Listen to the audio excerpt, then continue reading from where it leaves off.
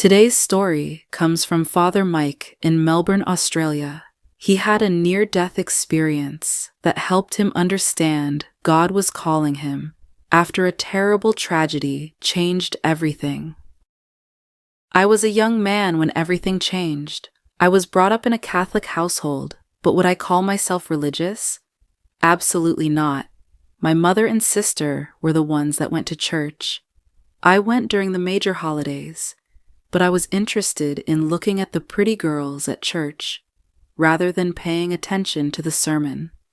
This went on until college, where I met the one pretty girl I would stay with to this day. She married me at 22 years old. Even when I look back at it, I was not ready for that kind of responsibility. By that time, I was hardly going to church, making excuses around the holidays as my family of 2 was growing into a family of 3. Me and my wife were expecting our first child around January. Then, a miracle happened. My younger sister, who had gotten married shortly after I did, became pregnant with her first child as well. The whole family was beyond excited to think that soon enough we would have 2 little toddlers running around for the holidays. Then, everything changed. My sister had the most heartbreaking news. Her doctor had found cancer and it had spread.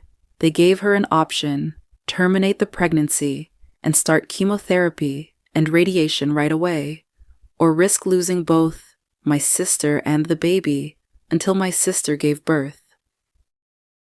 Due to my sister's belief system and her determination to have a child, she waited until the fetus was big enough to attempt a C-section delivery, and at 6 months gestation, my sister gave birth to a 1-pound, 10-ounce baby. The team of doctors did everything to save the baby and my sister.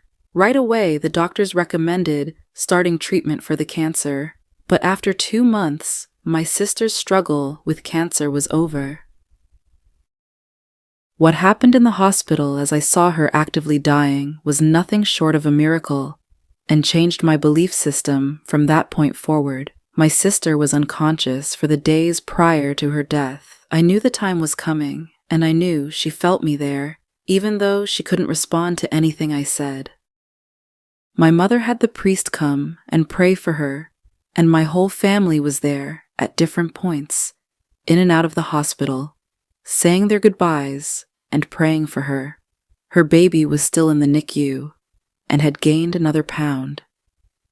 But still I had struggled to visit the baby while my sister lay there dying. As the time came closer and her breathing stopped a couple times in the last 24 hours, the nurses brought the baby to her. We all cried, and at that moment she opened her eyes and she looked like she was herself again. I saw the light in her eyes again, and she gave the baby, my nephew, a smile. He looked up at her, and I could see the spark between them.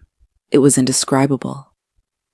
A light came over the both of them, and I felt the presence of something powerful, something I cannot explain, come into the room. Then my sister looked up into a corner of the room near the ceiling, and her eyes became wide. She spoke the first words she was able to speak in a week. She said, "Thank you." And then she looked at me and said, "Take care of John." After that, she looked away, and I saw her take her last breath.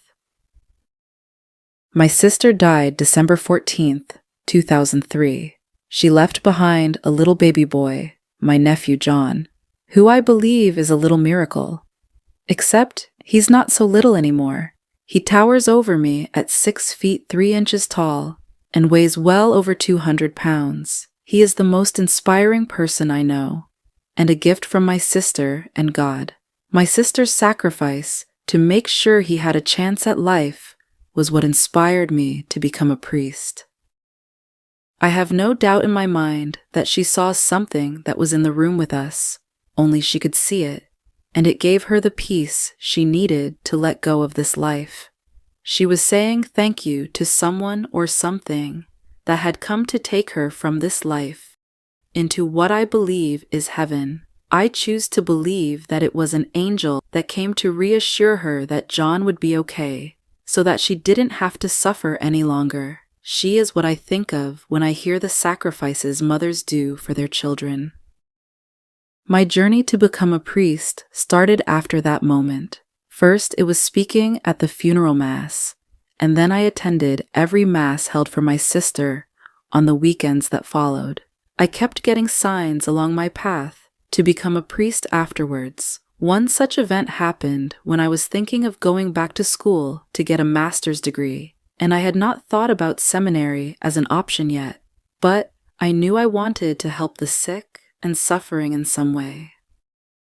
My sister's widowed husband moved to Melbourne, relocating for work and having some family in the area. He felt it would be the right thing to do. However, I kept hearing my sister's last words to me, "Take care of John." So we traveled a lot at first, me, my wife, and now our daughter, who was around 3 years old, to see John and my brother-in-law. Driving around the city, my daughter and John, in the car, I took them to the Melbourne Zoo for the day. Since the university was close by, I decided to drive around the campus with the children asleep in the car. After making a few loops around, I exited the campus grounds and was looking for somewhere to eat, and I passed the Corpus Christi Seminary.